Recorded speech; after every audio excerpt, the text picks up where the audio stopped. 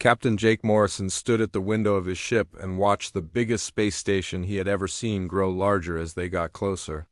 The thing was huge beyond anything humans had built before. It looked like someone had taken a dozen cities and stuck them together in space with metal and glass connecting everything. Lights blinked all over its surface like stars that someone could turn on and off.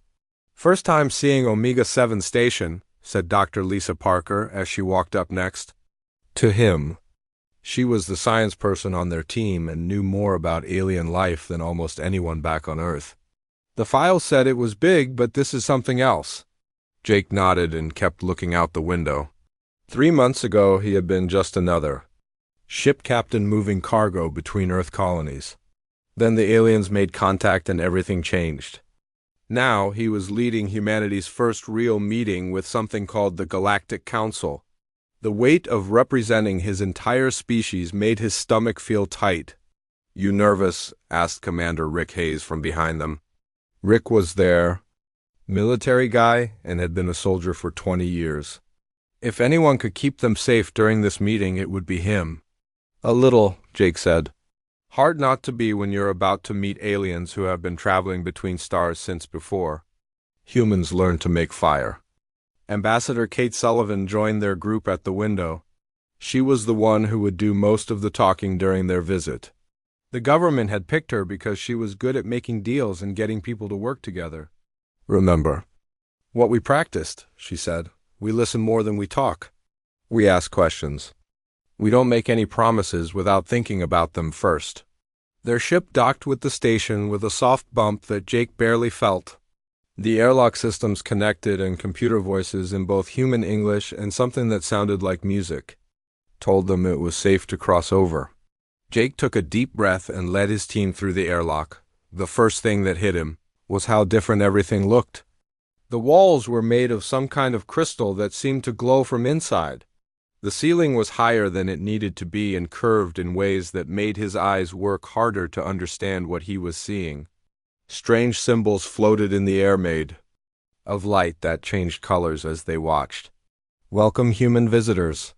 The voice came from everywhere at once and sounded like someone singing instead of talking. "I am Ambassador Crickstow of the Zephyrian people. The Galactic Council is honored to meet representatives of Earth." Jake looked around but could not see who was talking. Then something moved near the far wall, and he realized he had been looking at the alien the whole time without knowing it. Ambassador Crickstow looked like a person made of clear crystal that was 8 feet tall. Light moved through its body in patterns that seemed to match the musical sounds it made when talking. "Thank you for having us," Kate said, stepping forward. "We are grateful for this opportunity to learn about the galactic community." Other aliens began to appear from different parts of the room. Jake saw creatures that looked like giant bugs walking on their back legs. Their shells were green and black and made clicking sounds as they moved. Dr. Lisa whispered that these must be the klaxons she had read about in the briefing files. Something else floated near the ceiling that looked like a cloud of gas with lights inside it. The gas changed shape as it moved, and Jake could smell something like flowers mixed with metal when it got close. This had to be one of the nebulites. "Your species is quite small," said Ambassador Crickstow, and the musical sound it made seemed amused. "Most beings in the council are larger than humans." "This is not a problem, of course. Size means little when it comes to intelligence and wisdom." Jake smiled. "We might be small, but we make up for it in other ways." "Indeed," said the crystal alien. "We have prepared a tour of our station and a formal welcome ceremony. But first there are safety protocols we must observe. The Council deals with many dangerous substances in our work, and we must ensure all species can coexist safely." Ambassador Crickstow moved to a wall panel and touched it with one crystal finger. A section of the wall opened up and revealed a small room filled with various containers and devices. Everything was held in place by fields of blue light. "These are some of the regulated substances that council members work with," the alien explained. "Most are dangerous to some species but not to others. We catalog everything to prevent accidents." Jake watched as the alien pointed to different containers. Some held rocks that seemed to burn without fire. Others contained gases that moved. Like they were alive?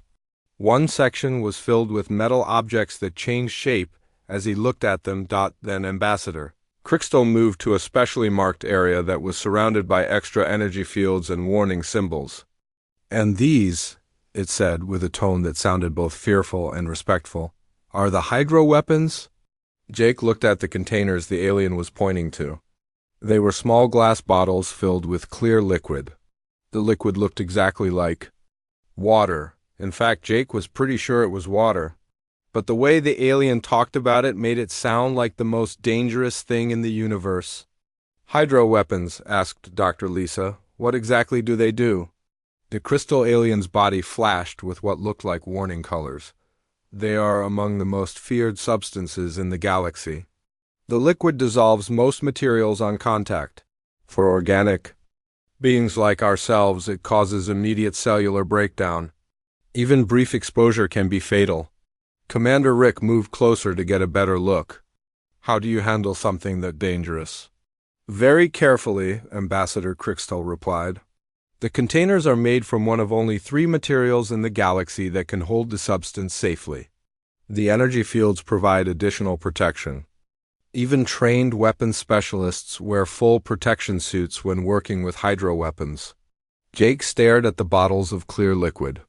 If that was really just water, then these aliens were afraid of something that made up most of the human body. He looked at his teammates and could see that Dr. Lisa had figured out the same thing.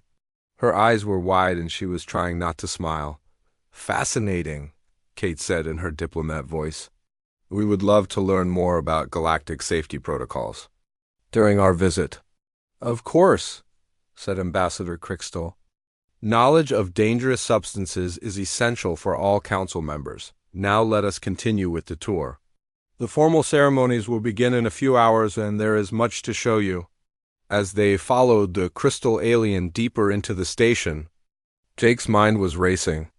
If the aliens thought water was a weapon, then humans had accidentally brought the most dangerous arsenal in the galaxy with them. Every person on his team was carrying water bottles. There was a water recycling system on their ship. Hell, there was water in their bodies. He caught Dr. Lisa's eye and saw that she was thinking the same thing. This first contact mission had just become a lot more complicated than anyone back on Earth could have imagined. The council chamber was bigger than most sports stadiums back on Earth. Jake Morrison walked beside Ambassador Crystal as they entered the huge space filled with the strangest collection of beings he had ever imagined. Creatures made of crystal sat next to things that looked like walking trees. Gas clouds floated above insect-like beings that clicked and buzzed when they talked.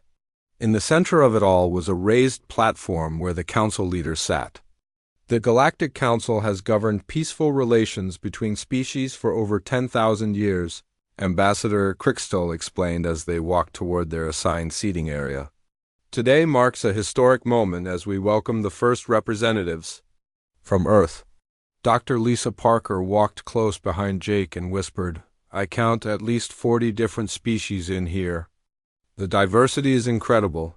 Commander Rick Hayes kept his eyes moving around the room, checking for exits and potential threats. Old habits from his military training made him careful even in peaceful situations. Big crowd, he said quietly. Hope they're all friendly. Ambassador Kate Sullivan smiled and nodded at the various aliens they passed. Some nodded back while others made sounds or gestures that she hoped were polite greetings. Remember, she said to her team, we're representing all of humanity here. Everything we do will be studied and remembered. They reached their seats, which were clearly designed for human-sized beings. Jake was grateful that someone had done their homework about human anatomy. The chairs were actually comfortable, even if they were made from some kind of metal that felt warm to the touch. Council. Leader Mordith rose from the center platform. The being looked like it was made of pure light shaped into something almost human. When it spoke, its voice seemed to come from everywhere at once. We gather today to welcome a new species to our galactic community. The beings from the world called Earth have requested membership in our council. A wave of sounds filled the chamber as different species expressed what Jake hoped was approval. Some clicked, others hummed, and a few made noises that sounded like music. The gas cloud beings changed colors and patterns that might have been their version of clapping. Before any species can join our council, they must complete the species capability assessment, Council Leader Mordith continued. This evaluation ensures that new members can safely coexist with existing council species and understand the dangers present in our shared spaces. Ambassador Crickstall leaned toward the human delegation. This is standard procedure. Every species goes through the same tests. It should not take long. Jake nodded but felt his stomach tighten. He had a bad feeling about where this was heading. A new alien appeared on the platform. This one looked like a giant mantis wearing robes covered in symbols. When it spoke, its voice was high and sharp. I am Testing Administrator Vexahan. The capability assessment consists of exposure to various substances and conditions that member species encounter in council spaces. Each test ensures the candidate species can survive in our shared environment. Dr. Lisa leaned forward with interest. As a scientist, she was curious about what kinds of tests other species had to pass. This could tell us a lot about galactic biology, she whispered. The first test involved exposure to different types of radiation. The humans watched as energy beams of various colors were directed at tissue samples they had provided before the meeting. Most of the radiation had no effect on human tissue.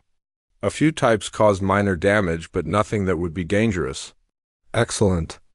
Tolerance, announced Administrator Vexahan. Humans show good resistance to most common radiation types found in council facilities. The second test checked their reaction to different atmospheric conditions. The humans breathed various gas mixtures while monitors tracked their vital signs. They handled most combinations well, though a few made them feel dizzy or gave them headaches. Adequate adaptability, the administrator declared. Humans can function in most standard council atmospheres with minor assistance. Jake started to relax. The test seemed straightforward and humans were passing without problems. Then he noticed that the aliens around the chamber were getting more tense as the testing continued. The crystal beings were flashing warning colors and the insect creatures had started making nervous clicking sounds. Now we reach the final and most important test, Administrator Vexahan announced. Exposure to regulated dangerous substances. All council species must demonstrate their reactions to materials that pose threats in our shared spaces. The chamber began to empty as most of the aliens moved to observation areas behind thick energy barriers. Jake watched with growing concern as only essential personnel remained in the main area, and even they were putting on protective suits. What exactly are they about to test? Asked Commander Rick. Ambassador Crickstall's crystal body was flashing urgent warning patterns. The most dangerous substances we encounter in council work. Do not worry. The exposure will be minimal and carefully controlled. We have medical teams standing by. Dr. Lisa pulled out her scanner and began checking the readings from the testing area. Jake, she said quietly, I'm getting some very familiar readings from whatever they're about to bring out. The testing platform was surrounded by additional energy fields and warning signs in dozens of different languages. Robotic systems emerged from the floor carrying what looked like the same containers Jake had seen earlier during their tour. The small glass bottles filled with clear liquid. The final test involves exposure to hydroweapons, Administrator Vexahan announced. This substance is among the most corrosive and dangerous materials known to galactic science. All species must demonstrate their reaction to trace amounts under controlled conditions. The robots placed one small container on the testing platform and immediately retreated behind protective barriers. Every alien in the chamber moved even further back. The energy fields around the platform increased in intensity until the air itself seemed to glow. Dr. Lisa stared at her scanner readings and then looked at Jake with wide eyes. Jake, she whispered, that's water. Pure H2O. They think water is the most dangerous weapon in the galaxy. Jake felt his mouth go dry, which was ironic considering what they were looking at. He glanced at his water bottle sitting in the holder on his chair arm. Commander Rick had one too. So did Kate and Lisa. They had brought what these aliens considered weapons of mass destruction to their first diplomatic meeting. The test will now commence, Administrator Vexahan declared. A single drop of hydro weapon will be released in the testing chamber. Please observe the reaction of human tissue samples. Jake watched as a robotic arm carefully extracted one tiny drop of water from the container. The drop fell onto a small piece of human skin tissue that had been placed on the testing platform. Every alien in the chamber watched in tense silence. Nothing happened. The drop of water sat on the tissue sample, doing absolutely nothing. No dissolving, no cellular breakdown, no dangerous reaction at all. The tissue looked exactly the same as it had before. Fascinating, said Administrator Vexahan after several minutes of waiting. Run the test again. Perhaps the sample was defective. Another drop fell onto a fresh tissue sample. Again, nothing happened except that the tissue got slightly wet. The aliens began making concerned sounds and flashing worried colors. Council Leader Mordith's voice carried confusion and concern. Administrator Vexahan, please explain these results. The hydro weapon appears to have no effect on human tissue. Dr. Lisa stood up before anyone could stop her. If I may, she said loudly enough for everyone to hear, I think there might be some confusion about what you call hydro weapons.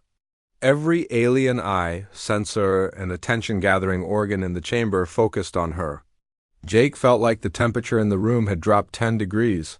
Dr. Parker, Kate said in a warning voice, perhaps we should discuss this privately first. But Lisa was already committed. The substance you just tested, she said, pointing at the platform, we call that water. It's not a weapon for us, it's something we need to stay alive. The silence that followed was so complete that Jake could hear his own heartbeat. Then every alien in the chamber began making alarm sounds at once. The dining hall of Omega 7 Station was a marvel of alien engineering designed to accommodate dozens of different species at the same time. Tables could adjust their height and shape. The air itself was divided into zones with different atmospheres for beings that breathed different gases. Jake Morrison sat with his team at a human-sized table watching other diners eat things that looked nothing like food. This has been the longest day of my life, said Ambassador Kate Sullivan as she picked at something the Zephyrians had assured them was safe for human consumption. It tasted like chicken mixed with metal shavings. Dr. Lisa Parker was still excited. From their earlier presentation to the Council's Science Committee, after her announcement about water, she had spent 6 hours explaining human biology to fascinated and terrified alien scientists. Did you see how they reacted when I told them that humans are 60% water by weight? She said. I thought, that crystal guy was going to shatter from shock. Commander Rick Hayes looked tired in the way that only career soldiers could manage. He had been dealing with security protocols all day as various alien species tried to figure out if humans were a threat. They keep asking me about human military capabilities, he said. Hard to explain that our most common beverage is their ultimate weapon.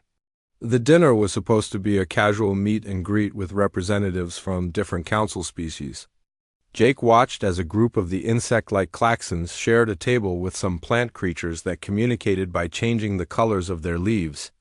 At another table, gas cloud beings floated above crystal Zephyrians while they had what looked like a conversation using light patterns and musical sounds. We're definitely the oddest things here, Jake said. Look around. Everyone else fits into neat categories. Energy beings, crystals, plants, insects, gases, then there's us. Biological but not plant, solid but not crystal, individual but not simple. Kate nodded. The cultural briefings didn't prepare us for how different we really are. These species have been working together for thousands of years. They have everything figured out.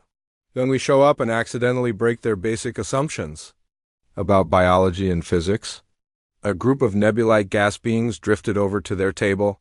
The lead nebulite changed into a roughly humanoid shape and spoke in a voice that sounded like wind chimes. Human representatives, we are curious about your species' relationship with the hydro weapons. Our scientists find your immunity both fascinating and concerning. Dr. Lisa smiled. We'd be happy to answer questions. What would you like to know? How does your species weaponize the substance? Asked another nebulite. Our analysis shows that you not only resist its effects, but actually incorporate it into your biological processes. This suggests advanced weapons technology. Jake and Kate exchanged glances. The aliens still didn't understand that water wasn't a weapon for humans. We don't weaponize it, Jake said carefully. Water is essential for our survival. We drink it, cook with it, clean with it. It's part of our daily life. The nebulites swirled in patterns that might have indicated confusion or concern. You consume concentrated hydro weapons regularly, one of them said. This is unprecedented in galactic history. Commander Rick had been listening while scanning the room out of habit. The dining hall was getting crowded as more aliens finished their daily activities and came for evening meals.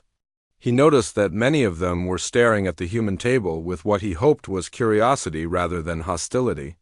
Rick, said Kate, you've been quiet. Everything okay? Rick nodded but kept watching the room, just thinking about security implications. Word is spreading about our water thing. Could be good or bad depending on how people react. He was tired from 18 hours of non-stop diplomatic activities and his throat was dry from talking to aliens all day. Without thinking about it, Rick reached for his water bottle that sat on the table next to his plate. It was a standard military-issue bottle that he had carried for years. The clear plastic showed the water inside, and the Earth military logo was printed on the side dot as his hand closed around the bottle. Every conversation in the dining hall stopped. The silence was sudden and complete, like someone had turned off the sound in the entire room. Jake looked around and saw that every alien was staring at Rick's water bottle with expressions that he was pretty sure meant terror. Hydro weapon? Whispered one of the Klaxons in a voice that sounded like breaking glass. The human has a concentrated hydro weapon. The reaction was immediate and explosive. Klaxon security guards began shrieking alarm calls that hurt Jake's ears. Zephyrian diners flashed brilliant warning colors that turned the dining hall into a disco of panic. The nebulite beings expanded rapidly in what looked like a defensive formation. Code Red Alert, blared speakers throughout the station in multiple alien languages. Uncontained hydro weapon detected in Dining Hall 7. All personnel evacuate immediately. Rick looked at his water bottle and then at his teammates with confusion. What the hell is happening? Emergency barriers began slamming down from the ceiling, dividing the dining hall into sections. The humans found themselves isolated as every alien in the room fled toward the exits. Armed security guards in full protective suits rushed in and surrounded their table. Put down the hydro weapon immediately, shouted the lead security officer through a voice amplifier. Jake could see that it was a Zephyrian, but the protective suit made it looked like a walking tank made of crystal and metal. Rick held up his water bottle. This is just water, he said. It's not a weapon. Do not deploy the device, the security officer commanded. Any attempt to open the containment vessel will be met with maximum force. More security teams poured into the dining hall carrying weapons that hummed with energy. Jake counted at least 20 armed aliens, all pointing their weapons at Rick's water bottle. Emergency lights flashed and alarm sounds echoed through the station. Station Commander Thraldon to Dining Hall 7. Came a voice over the intercom. Report status of hydro weapon incident. The lead security officer activated a communication device. Commander, we have 4 humans in containment. 1 human is in possession of an unregistered concentrated hydro weapon. The device appears to contain approximately 500 milliliters of the substance. Jake stood up slowly with his hands visible. There's been a misunderstanding, he said as calmly as he could. What you're calling a hydro weapon is something we call water. We need it to survive. Negative, replied the security officer. Scans confirm the presence of pure H2O in liquid form. This is classified as a Class A hydro weapon under Galactic Council regulations. You're under arrest for violation of the Weapons Control Treaty. Kate tried her diplomatic training. Officer, we were not informed that water was considered a dangerous substance. Our species has different biology than yours. This is a misunderstanding that we can resolve through discussion. But the security teams were not interested in discussion. More barriers came down, sealing off their section of the dining hall completely. The humans were trapped in a crystal box surrounded by armed aliens who thought Rick was holding a bomb. "Dr. Parker," said the security officer, "you stated earlier that your species consumes this substance. Explain how you have developed immunity to cellular dissolution." Lisa looked around at the weapons pointed at them and chose her words carefully. "We haven't developed immunity," she said. "Water is not dangerous to us. It never has been. Our bodies are mostly made of water." The silence that followed was broken only by the sound of alien security teams repositioning around their containment area. Jake could see more aliens gathering outside the barriers to watch what was happening. "Station Commander," the security officer reported, "the humans claim that their bodies contain significant quantities of hydro weapons. They may be living weapons themselves." Rick finally understood what was happening. He set his water bottle down on the table very carefully. "Jake," he said quietly, "I think we're in serious trouble." Outside their containment area, Jake could see Station Commander Thralden arriving with what looked like a full military escort. The commander was a massive creature that looked like a cross between a bear and a tree trunk.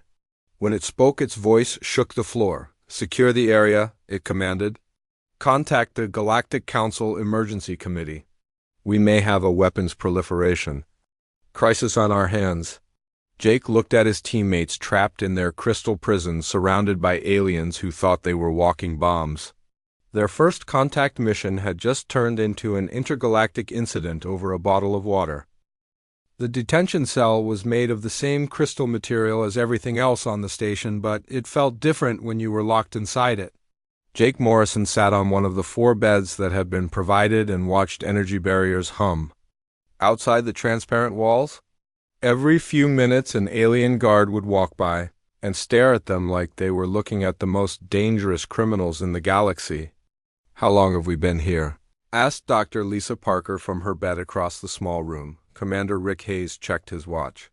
6 hours since they locked us up. Feels like 6 days. Ambassador Kate Sullivan paced back and forth in the limited space. "I've requested meetings with 3 different council representatives and they keep saying my requests are being reviewed by higher authorities. Nobody wants to talk to us. The detention level of Omega-7 Station was designed to hold dangerous criminals from across the galaxy.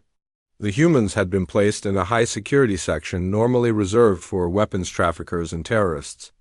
Through their transparent walls, they could see other prisoners in nearby cells. Most looked like the kind of beings you would cross the street to avoid even if they weren't locked up." "I still can't believe this is happening," said Rick. "Arrested for carrying a water bottle.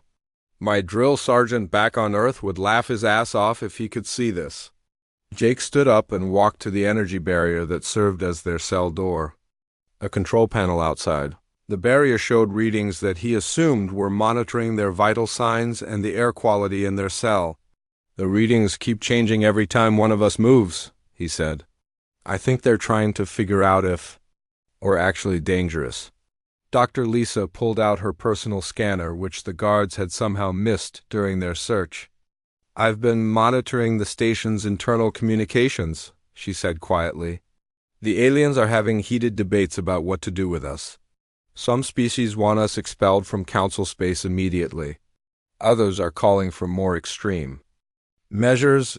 "Define extreme," said Kate with concern in her voice. Lisa looked uncomfortable. "Molecular dissolution. Using hydro weapons to eliminate what they see as a hydro weapon threat." The irony wasn't lost on any of them. The aliens wanted to kill them using the same substance that made up most of their bodies. Jake wondered if anyone had explained that to the council members yet. A new guard appeared outside their cell. This one was different from the others. Instead of armor and weapons, it wore something that looked like diplomatic robes. When it spoke, its voice was translated into perfect English. "I am Council Arbitrator Zelphic," it said. "I have been assigned to review your case and determine appropriate action." Kate stepped forward as the designated diplomat. Arbitrator, we appreciate the opportunity to explain our situation. There has been a serious misunderstanding about human biology and our relationship with water. The arbitrator looked like a walking tree with crystals growing from its branches. The crystals changed colors as it processed information. Your case presents unique challenges, it said. Never before has the Council encountered a species that claims to require contact with Class A weapons for survival. Because it's not a weapon for us, Jake said. Our universal translator might not be handling this correctly. When we say water, what does your computer tell you we're talking about? The arbitrator consulted a device that projected holographic symbols in the air. Your word translates as life-sustaining hydrocompound essential for biological function. However, our scientific databases identify this same compound as molecular dissolution agent capable of destroying most known materials. Dr. Lisa activated her scanner and pointed it at the arbitrator. May I ask what your species is made of? I am composed primarily of crystalline carbon structures with metallic support elements, the arbitrator replied. That explains the translation problem, Lisa said to her teammates. Most of these aliens are made of materials that would actually be damaged by water. Silicon, crystal, metals, organized gases. To them, water really is dangerous. Rick leaned against the wall. So, we're not crazy, and they're not crazy. We just happen to be made of stuff that's compatible with their ultimate weapon. The arbitrator's crystals flashed what might have been confusion. You claim that exposure to hydroweapons causes no damage to human tissue? Our tests appear to confirm this claim. However, this creates significant legal and security complications. What kind of complications? Asked Kate. The Galactic Weapons Control Treaty specifically prohibits the transportation, storage, or deployment of Class A weapons in Council space, the arbitrator explained. Your presence here with multiple containers of hydroweapons constitutes a massive violation of this treaty. Jake held up his hands. We didn't know about your treaty. We brought water because we need it to stay alive. Every human carries water. We drink several liters per day. Our ships carry thousands of liters. Our home planet is covered with the stuff. The arbitrator's crystals changed to colors that definitely indicated alarm. Your homeworld contains large quantities of hydroweapons. Our homeworld is mostly covered by water, Lisa said. 70% of the surface is oceans, lakes, and rivers. It rains water from the sky. We swim in it for fun. The silence that followed lasted for several minutes. The arbitrator seemed to be processing information or maybe communicating with other council members. Finally, it spoke again. If your claims are accurate, then your species and your world represent the largest concentration of weapons of mass destruction in known galactic history. Kate tried to find diplomatic language for their situation. Arbitrator, I understand how this looks from your perspective. But from our perspective, we're just biological beings who need H2O to survive. The same way you might need specific minerals or gases. The comparison is not equivalent, the arbitrator replied. The substances we require for survival do not dissolve other life forms on contact. Commander Rick stepped forward. Look, I get that you're worried about security. That's my job too. But think about this logically. If we wanted to attack anyone, why would we come here with just 4 people and ask to join your council? If we had weapons like you think we do, wouldn't we just take what we wanted? The arbitrator considered this. Your point has merit. However, the law is clear about weapons violations regardless of intent.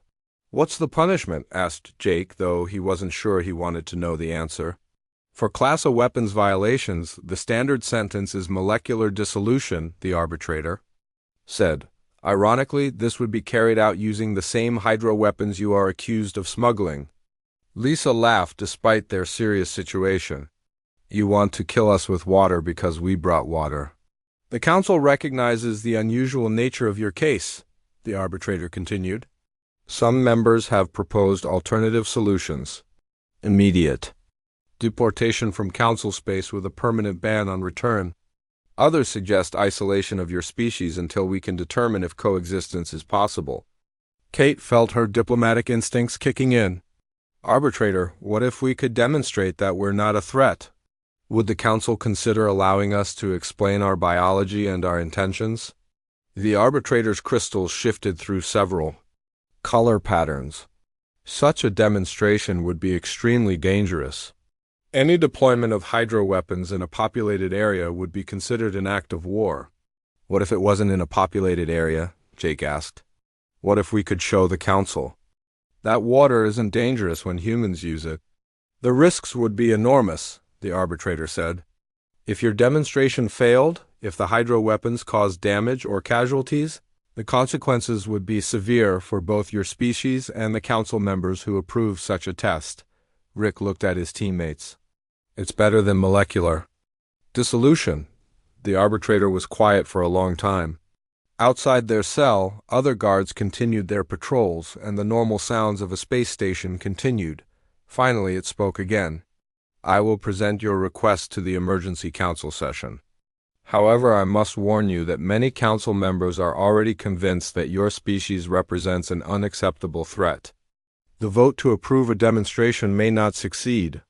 And if it doesn't, asked Kate, then I'm afraid your sentence will be carried out within the next Galactic Standard Day, the arbitrator said. The council cannot allow such a severe weapons violation to go unpunished. As the arbitrator walked away, Jake sat back down on his bed. So we have maybe 24 hours to convince a bunch of aliens that we're not walking weapons of mass destruction. No pressure, said Rick. Lisa was studying her scanner readings again. There might be one advantage we have, she said. I'm detecting water vapor in the station's atmosphere. If water is as dangerous as they think it is, how is there any here? At all, Jake looked at her with interest. You think they're not telling us everything? I think their fear of water might not be as absolute as they claim, Lisa said. Otherwise, they couldn't survive in the same space where water exists even as vapor. Outside their cell, alien guards continued their patrols, and the station continued its normal operations. But Jake could see more activity than before. More guards, more officials, more aliens hurrying through corridors with urgent purposes. One way or another, he said to his team, tomorrow is going to be interesting. The council chamber had been transformed into something that looked more like an execution arena than a place of diplomacy. Jake Morrison stood in the center of a circular platform surrounded by energy barriers so thick that the air itself glowed blue. Every seat in the massive chamber was filled with aliens who had come to witness what they believed would be either a miracle or a disaster. The human Jake Morrison has volunteered to demonstrate his species' claimed immunity to hydro weapons, announced Council Leader Mordith from the central platform. This demonstration carries extreme risk not only to the volunteer but to all beings present. Dr. Lisa Parker, Commander Rick Hayes, and Ambassador Kate Sullivan sat in a special observation area under heavy guard. They had wanted to be with Jake during the demonstration, but the council had refused. Too dangerous, they said. If something went wrong with the hydro weapons, they didn't want to lose all 4 human representatives at once. I still think this is insane, Rick whispered to his teammates as they watched Jake prepare for what the aliens considered a suicide mission. Kate kept her diplomatic composure, but her hands were shaking slightly. It's our only chance, she said quietly. If we can prove that water isn't dangerous to us, maybe they'll listen to reason about everything else. Lisa was monitoring the chamber with her scanner. The energy readings in here are off the charts, she said. They've got enough protective barriers to contain a nuclear explosion, all this for a guy drinking water. The platform where Jake stood was surrounded by medical teams from a dozen different species. Alien doctors in full protective suits stood, ready with equipment that he hoped was designed to help rather than hurt. Emergency response teams waited at strategic positions around the chamber in case the demonstration went catastrophically wrong. The hydro-weapon container has been prepared according to standard safety protocols, announced Testing Administrator Vexahan.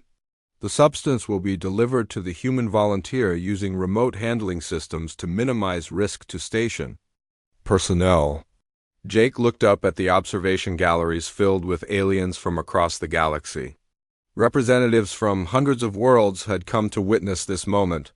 Some looked curious, others appeared terrified, and a few seemed angry that the demonstration was being allowed at all. A robotic system emerged from the floor carrying Rick's water bottle. The simple plastic container had been placed inside multiple containment fields and was being handled like it contained the most dangerous substance in the universe. Which, from the alien's perspective, it did. "Human Jake Morrison," said Council. Leader Mordith, "You understand that contact with concentrated hydroweapons has never been survived by any known organic species. Are you certain you wish to proceed with this demonstration?"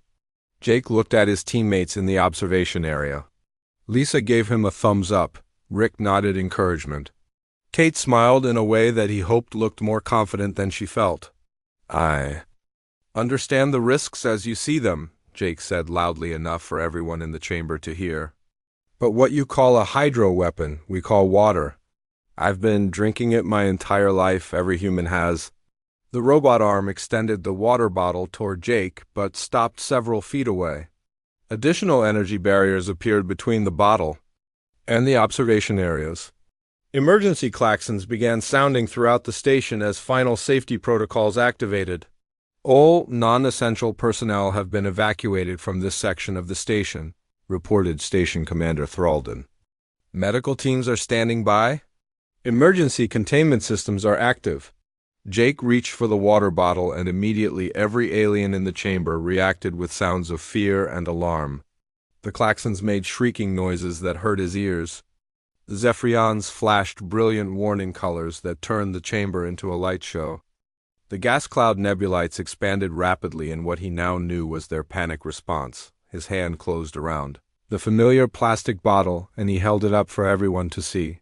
"This," he said in the sudden silence that followed, "is a standard human water container. We use thousands of these every day on Earth." The bottle looked exactly like what it was, a simple container of clear liquid with a Earth military logo printed on the side. But to the aliens watching, Jake was holding their ultimate nightmare. A weapon capable of destroying most known forms of life. "The human has made contact with the hydro weapon container," reported Administrator Vexahan in a voice that sounded like he was announcing the end of the world. "Monitoring for signs of cellular breakdown or molecular dissolution." Jake turned the bottle slowly so everyone could see it from all angles. The clear liquid inside sloshed gently as he moved it. "See," he said, "no protective suit. No energy barriers. No special equipment. Just me holding a bottle of water." Several aliens in the observation galleries were making what he assumed were prayers in their native languages. Others had activated personal protective systems or moved further back in their seats. A few looked like they were ready to run from the chamber entirely. "Now," Jake announced, "I'm going to open the container." The reaction was immediate and explosive. Every alarm system in the station activated at once. Emergency barriers slammed down, dividing the chamber into isolated sections. Automated systems began flooding certain areas with protective gases, while others were evacuated of atmosphere entirely. Jake unscrewed the cap of his water bottle with deliberate slowness. Each twist of the cap caused fresh waves of panic among the alien observers. When the cap came free with a soft pop, half the aliens in the chamber dove behind protective barriers. "The hydro weapon has been opened," reported Administrator Vexahan in a voice that cracked with terror. "Repeat, the concentrated hydro weapon is now unsealed. All emergency protocols are in effect." Jake held the open bottle up toward the observation areas where his teammates sat. He could see Lisa trying not to laugh at the absurdity of the situation. Rick was shaking his head in amazement. Kate was maintaining her diplomatic expression, but he could see the relief in her eyes. "What you're about to see," Jake announced to the chamber, "is something that every human does multiple times every day. We call it drinking water." He raised the bottle to his lips. The silence in the chamber was absolute. Hundreds of aliens from dozens of species watched in fascinated horror as Jake Morrison prepared to do something that their science said was impossible. Several alien Medical teams had their emergency equipment ready to respond to what they expected would be immediate cellular dissolution. Jake took a long drink from the water bottle. The water was slightly warm and tasted like the recycled water. Systems on human spacecraft. It was the most normal thing in the universe to him, but he could see that every alien in the chamber was staring at him like he had just performed a miracle. Nothing happened to him. No dissolving, no cellular breakdown, no dramatic death scene. He just stood there looking perfectly healthy and holding a half-empty water bottle. The human appears to be unaffected by direct contact with concentrated hydro weapons, reported a medical technician in a voice filled with disbelief. Jake took another drink. "This is what we do to stay alive," he said. "Every human drinks about 2 liters of this stuff every day. We cook our food with it. We wash ourselves with it. We swim in it for recreation." He could see aliens throughout the chamber turning to each other in excited discussion. Some were taking readings with instruments he didn't recognize. Others appeared to be having heated arguments about what they had just witnessed. Furthermore, Jake continued, deciding to really make his point, the human body is approximately 60% water by weight. What you call a hydro weapon is literally the main component of every human being. This statement caused a fresh wave of panic among some species and fascinated interest among others.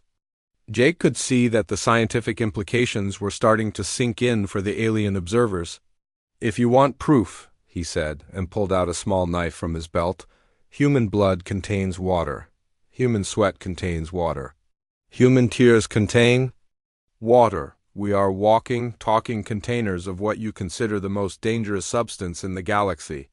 He made a tiny cut on his finger and held up the drop of blood that appeared. Even from a distance, the aliens could see the liquid nature of human blood. "Every fluid in the human body contains H2O, he said. "We don't just carry hydro weapons. By your definition, we are hydro weapons."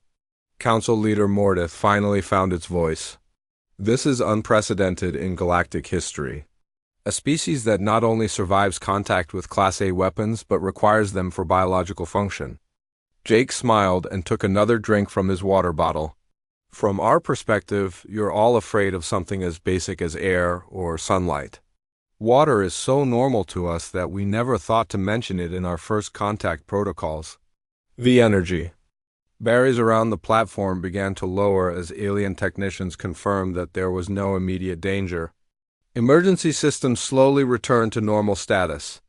But Jake could see that nothing would ever be normal again for the Galactic Council. He had just proven that humans were immune to what the galaxy considered its ultimate weapon. The political and military implications would take years to fully understand.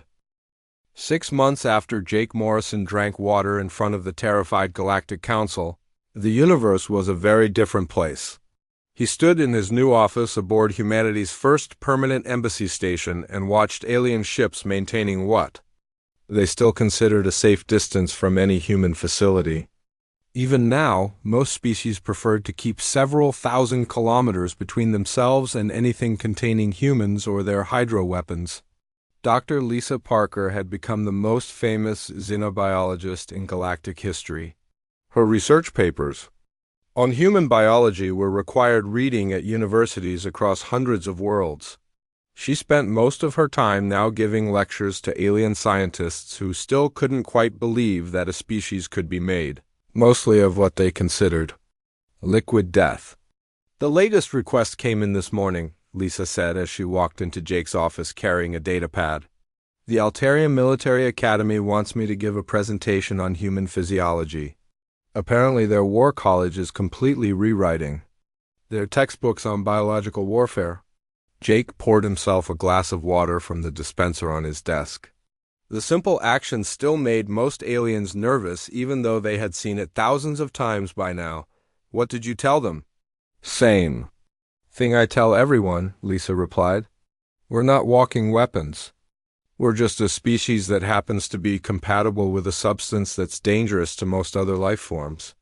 It's like being immune to radiation or resistant to acid."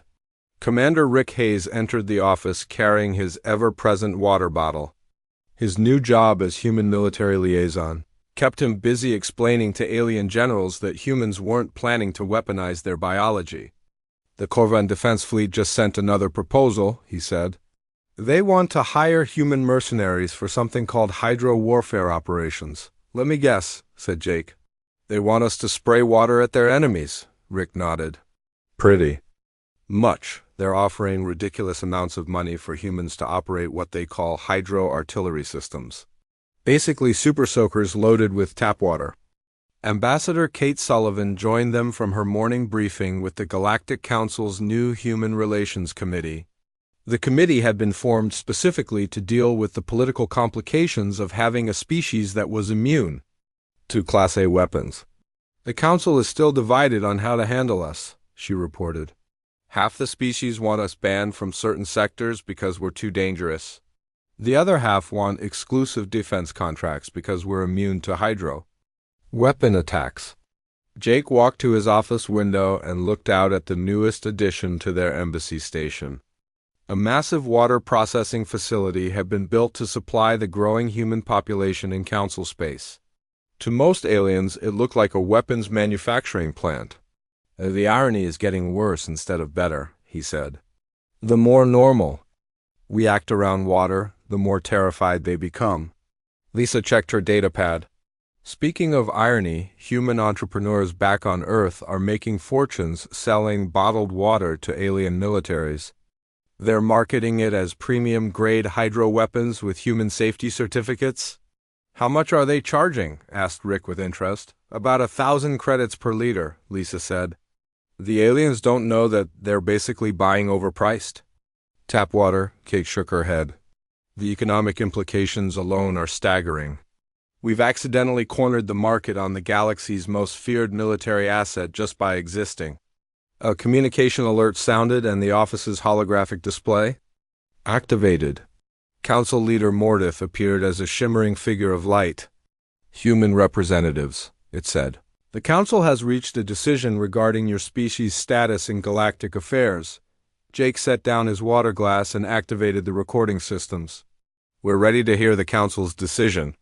After extensive debate and consultation with experts from across the galaxy, the Galactic Council officially recognizes humanity as a Level 5 strategic species, Mordith announced. This classification acknowledges both your unique biological capabilities and your demonstrated peaceful intentions. What does Level 5 strategic species mean? Asked Kate. It means that humans will be granted full council membership with special provisions, Mordith explained. You will have access to all council facilities and services. However, certain restrictions will apply to human activities in sectors populated by hydrosensitive species. Lisa leaned forward with interest. What kind of restrictions? Human vessels must maintain minimum safe distances from non-human colonies, Mordith said. Human personnel in mixed-species facilities must follow enhanced safety protocols. And all human military vessels must be clearly marked as carrying hydroweapon systems. Rick laughed. You mean clearly marked as carrying water? From the Council's perspective, the distinction is irrelevant, Mordith replied. Your species' biology makes you inherently strategic assets regardless of your intentions. Jake considered the implications. What about trade and cultural exchange? Those activities will continue but with appropriate safeguards, Mordith said. Many species are eager to establish relationships with humans despite the perceived dangers. Your immunity to hydroweapons makes you valuable partners for exploration of dangerous regions and industrial applications. Kate activated her diplomatic protocols. The human government appreciates the Council's decision. We look forward to contributing to galactic peace and prosperity. There is one final matter, Mordith added. The Council has voted to establish a new research initiative focused on human biology and potential applications of hydro-weapon resistance. Dr. Parker, you have been selected to lead this program. Lisa looked surprised and pleased. I would be honored to accept. After the communication ended, the four humans sat in Jake's office processing what they had just learned. Humanity was now an official member of the galactic community, but their membership came with the recognition that they were fundamentally different from every other known species. "So we're in the club," said Rick, "but we're the members everyone is afraid of." "Could be worse," Jake replied. "We could have been rejected entirely." Kate was already thinking about the practical implications. "We need to establish protocols for human colonies and space travel. If we're going to be treated as strategic assets, we need to act responsibly." Lisa was excited about her new research position. "Think about what we could learn studying other species' biology. Maybe we can find ways to help them become less sensitive to water, or discover other substances that affect humans but not them." Jake stood up and walked back to his window. Outside, he could see construction crews building new facilities for the growing human presence in council space. Alien workers in full protective suits were installing what they called hydro, weapon storage systems, but which were really just water tanks for human use. "You know what I find most interesting about all this?" he said to his teammates. "We came here thinking we were the primitive species asking to join an advanced galactic civilization. Turns out we had capabilities they never imagined possible." Rick took a drink from his water bottle and grinned. Who would have thought that staying hydrated would make us the galaxy's most feared species? A year later, Jake received a report that made him laugh out loud. Human children on Earth had started playing a new game called Galactic Warfare, where they used water guns to pretend they were conquering alien planets. The kids had no idea that from the galaxy's perspective, they were training with weapons of mass destruction. The universe had changed in ways that nobody could have predicted when humanity first made contact with alien life. Earth was now known throughout the galaxy as the Hydro Fortress world, a planet so saturated with dangerous weapons that most aliens considered it uninhabitable.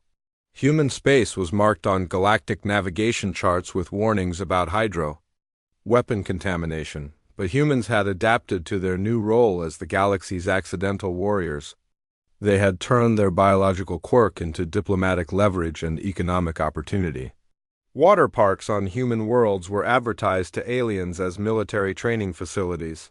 Swimming pools were classified as weapons testing ranges. Even simple rainfall was monitored by galactic weather services as a potential hydro weapon deployment.